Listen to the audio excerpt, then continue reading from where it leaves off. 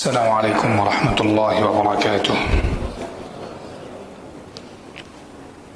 الحمد لله رب العالمين، وصل اللهم على نبينا محمد وعلى آله وصحبه أجمعين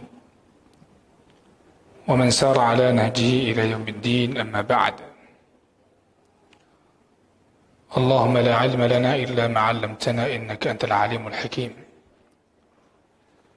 ربنا زدنا علما وارزقنا فهما.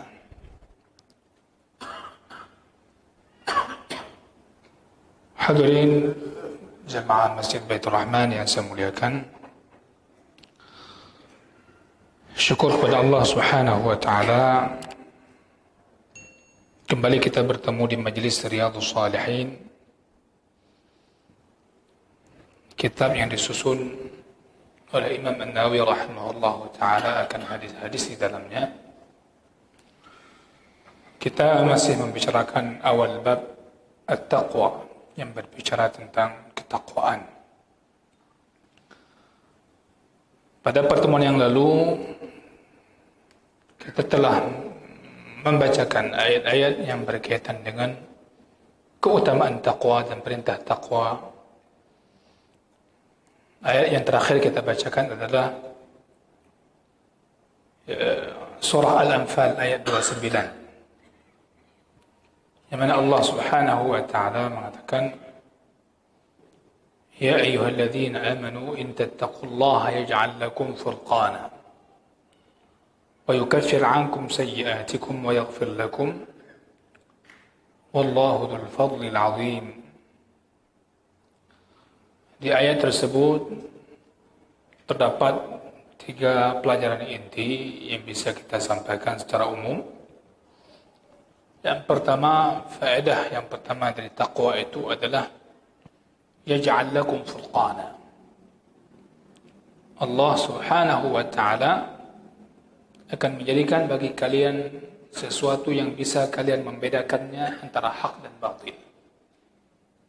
Dengan ketakwaan, seorang bisa membedakan hak dan batil, bukan dengan kecerdasan. Banyak orang cerdas, namun karena tidak ada ketakwaan, maka bisa coba-coba menggelabui yang hak itu batil, yang batil menjadi hak. Kadang orang bertanya, kok bisa begitu? Padahal kan dia ada belajar, orangnya cerdas lagi. Ya, cukup cerdas saja tidak bisa. Kecerdasan tanpa ditopang oleh ketakwaan menjadi pondasi dasarnya, maka tidak akan memberikan jalan yang jelas dalam meniti kehidupan ini. Yaj'al lakum furqana. Seseorang pun bisa membedakan mana yang memberikan mudarat, mana yang bisa memberikan manfaat, mana yang berbahaya, mana yang berguna. Ya, maka termasuk di sini adalah ilmu, al-ilmu atau ilmu syariat. Yang mana dengan ilmu ini Allah Subhanahu wa ta'ala bukakan kepada manusia ilmu-ilmu yang tidak dibukakan bagi yang lainnya. Ya. Allah Subhanahu wa ta'ala berikan dengan ketakwaan seseorang, ilmu bertambah, hidayah petunjuk bertambah, hafalannya pun juga bisa bertambah. Ini sebagaimana disebutkan tentang Imam Asy-Syafi'i rahimahullah ta'ala.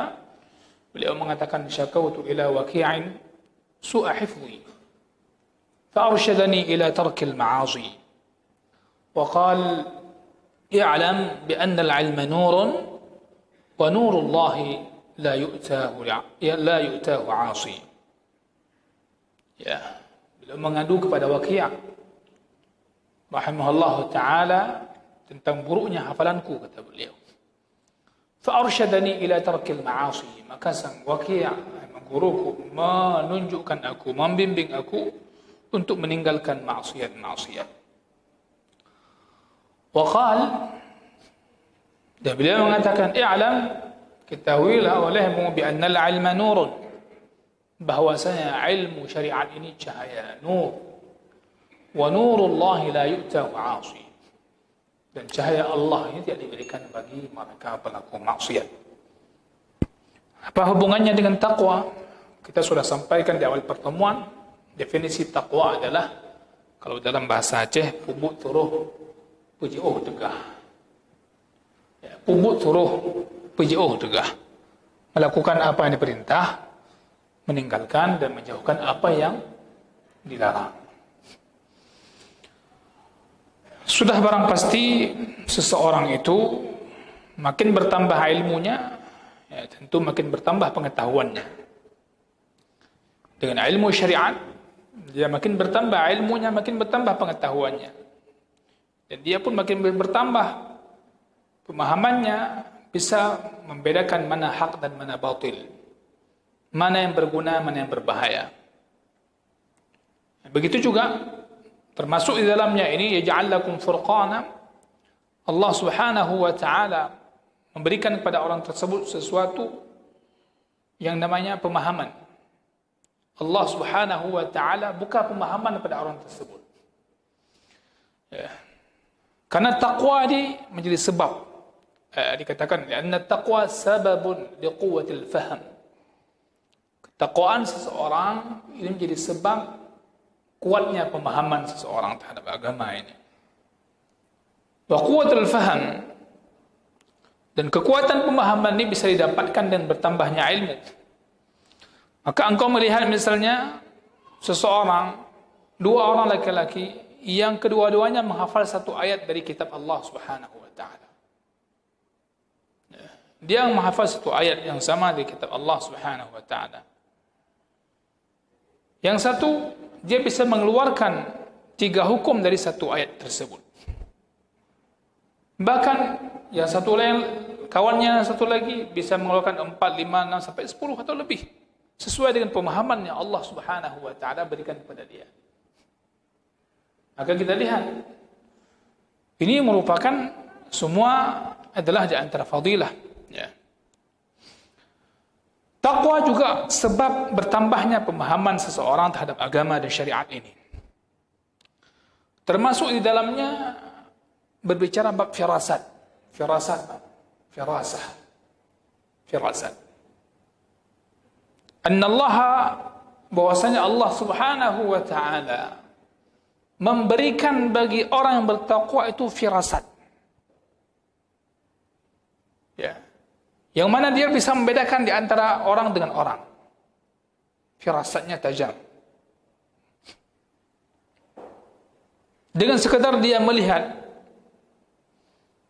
orang-orang tertentu, dia tahu orang ini bohong atau jujur.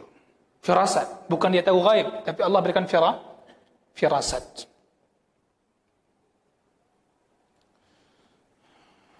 Dia tahu, dia bisa mengidentifikasi bahwasanya orang ini jahat atau orang ini baik.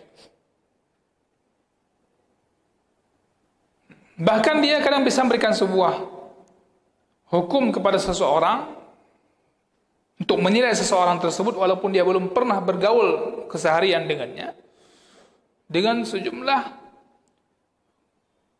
hal, sejumlah masalah yang mana Allah Subhanahu wa taala berikan kepada dia ini melalui firasatnya.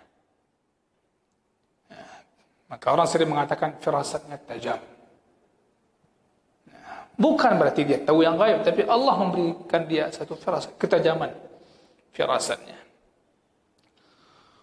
Termasuk dalam hari ini jemaah saya muliakan, yang didapatkan oleh orang-orang muttaqin adalah karamah. Orang kan keramat. Maka karamah itu kaitan dengan ketakwaan. Jangan sampai karamah, kita bilang orang karamah, mayangkan, terpenghan. Mana yang bahkan pungo, bukannya keramat. Pungo, jadi macam pungo. Keramat. Baik sampai tanggap orang pungo yang keramat. Gimana orang pungo bisa nilai ketakwaan? Dia sudah hilang, dia sudah angkat beban syariat pada dia. Maka dikatakan di antara kelebihan orang bertakwa, Allah Subhanahu wa taala berikan bagian karamah. Coba lihat, takwa dan karamah. Takwa apa tadi? Orang yang menjalankan perintah Allah Subhanahu wa taala dan menjauhi segala yang dilarang oleh Allah Subhanahu wa taala. Jangan sampai dia aduk-aduk. Orang malam mabuk, cekek botol. Terus kita bilang dia karamat. Kayak mana karamat? bukan karamat itu. Karena itu melanggar syariat Allah Subhanahu wa taala. Jadi apa yang diberikan kepada orang bertakwa berupa karamat itu tidak diberikan pada yang lain. Allah Subhanahu wa taala berikan karamah itu kepada orang-orang yang bertakwa. Kalau mau lihat siapa contoh-contoh orang karamat itu, ya Allah berikan mereka karamat. Itu banyak di kalangan para sahabat Nabi sallallahu alaihi wasallam. Jadi kalau mau lihat orang karamat itu jangan lihat file-file belakangan. Untuk tahu contoh model-model orang karamat, lihat file-file lama dulu. File generasi sahabat Nabi, generasi tabi'in. Ya, ma hasal al-kathir min as-sahabati wat-tabi'in radhiyallahu anhum. Mereka generasi para sahabat Nabi sallallahu alaihi wasallam, generasi para tabi'in, mereka terdapat di kalangan mereka banyak orang-orang yang Allah berikan karamah. Seperti Umar bin Khattab radhiyallahu anhu. Ini Umar yang kira orang karamat. Pada suatu hari Umar radhiyallahu anhu beliau berkhutbah. Beliau berkhutbah di mimbar, yang mana mimbar itu di Madinah. Beliau berkhutbah, khutbahnya tertuju kepada dan didengar oleh sebuah rombongan. Yang mana rombongan itu sejauh. Di pertengahan khutbah Umar mengatakan, Ya Sariyatal Jabal, Ya Sariyatal Jabal. Ya, kisah ini disebutkan oleh Syekhul Islam dan Al-Hafidh Ibn Hajar rahimahullah ta'ala dalam kitab Al-Isabahnya mengatakan kisah ini hasan. Kemudian fata'ajabu, orang-orang pun pada heran bagaimana Umar mengatakan kalimat ini, menunjukkan kalimat ini kepada sebuah rombongan yang sedang melakukan perjalanan di Irak. Allah Subhanahu wa taala membukakan ini baginya, yaitu panglimanya waktu itu Sariyah bin Zainab. Wa kana al-adu qad hasarahum. Ketika itu musuh-musuh telah mengepung mereka kaum muslimin.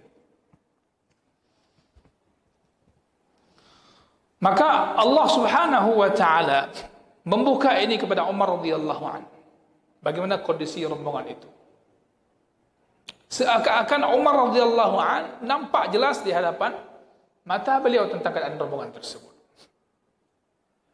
Ya Allah buka. Faqal liqa'idiha. Ya, beliau mengatakan kepada panglimanya, Ya Sariyatal Jabal, wahai orang yang artinya yang menjaga sebuah bukit yang sedang mengepung, sedang menjaga pertahanan. Fasami'ahu Sariyah wa huwal qa'id. Maka didengar oleh dia sedangkan dia di Irak. Sehingga dia pun menjaga pertahanan di bukit tersebut. Umar di Madinah, rombongannya di mana? Di Irak. Ini karamah. Allah berikan karamah. Dan Ahlus Sunnah wal Jamaah memasukkan bab karamah ini bagian daripada pembahasan dalam kitab-kitab akidah. Agar orang pun enggak sembarangan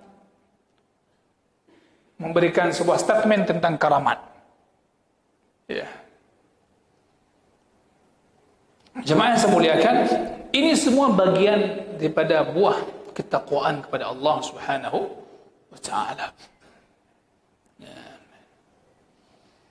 Lianna karamat al-awliya, karena karamatnya para wali semua itu merupakan jazaa'ul lahum ala taqwahum lillah. Balasannya Allah berikan kepada mereka atas ketakwaan mereka kepada Allah Azza wa Jalla. Karamatnya para wali-wali Allah Subhanahu wa taala itu merupakan balasan Allah Subhanahu wa taala kepada mereka di dunia ini atas ketakwaan mereka kepada Allah Subhanahu wa taala. Allah.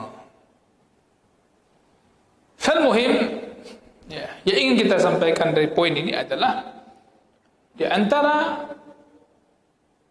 dampak ketakwaan seorang hamba kepada Allah Subhanahu wa taala, Allah menjadikan orang-orang bertakwa itu memberikan baginya furqan. Dia bisa membedakan mana hak dan mana batil, mana baik, mana buruk, dan mana hal-hal yang tidak bermanfaat baginya, mana hal bermanfaat baginya. Banyak hal-hal lain yang enggak disebutkan, yang mana itu hanya diberikan oleh Allah Subhanahu wa taala kepada mereka orang yang bertakwa. Faedah yang kedua dari ayat tersebut, Allah Subhanahu wa taala menerangkan kepada kita, orang bertakwa itu yukaffir ankum sayyi'atikum. Kalian yang bertakwa itu akan Allah jadikan amal-amal saleh kalian itu akan menghapus segala amal-amal buruk. Menjadi kafarat bagi amal-amal buruk. Sebagaimana Nabi sallallahu alaihi wasallam menyebutkan salat 5 waktu. Salat 5 waktu itu Jumat ke Jumat, Ramadan ke Ramadan, itu menjadi kafarah, menghapus dosa di antara kedua waktu tersebut. Selama orang itu menjauhkan dosa besar. Sebagaimana Nabi sallallahu alaihi wasallam juga menyebutkan al-umratu ila al-umrati kaffaratu lima bainahuma. Begitu juga dengan umrah. Jadi kafarah itu terjadi dengan amal-amal saleh. Artinya seseorang hamba yang bertakwa, apabila dia bertakwa kepada Allah Subhanahu wa taala, Allah mudahkan bagi dia amal-amal saleh. Sehingga dengan amal saleh tersebut terhapus dosa-dosa, kesalahan-kesalahan dan amal buruk yang dilakukan. Jadi jemaah yang saya muliakan, berikutnya faedah yang ketiga dari ayat tersebut, apa yang diberikan kepada orang bertakwa. Apabila seorang hamba bertakwa, Allah katakan wa yaghfir lakum. Wa yaghfir lakum. Allah akan memudahkan bagi kalian untuk beristighfar dan bertaubat, sehingga Allah pun ampuni dosa-dosa dia. Fa inna hadha min ni'matillah. Hari ini kita mudah beristighfar, mudah bertaubat. Mungkin hari ini buah daripada tingkat ketakwaan kita kepada Allah Subhanahu wa taala. Ini nikmat dari Allah Subhanahu wa taala atas seorang hamba. Dimudahkan baginya lil istighfar wa taubah. Ada orang istighfar sulit, taubat itu sulit. Tapi orang bertakwa Allah mudahkan bagi dia. Maka kita lihat jemaah yang saya muliakan, di antara bala yang besar bagi seorang hamba, dia merasakan sebuah dosa yang dilakukan, yang banyak dosa dilakukan, itu bukan dosa. Udah berdosa merasa tidak berdosa. Itu bala.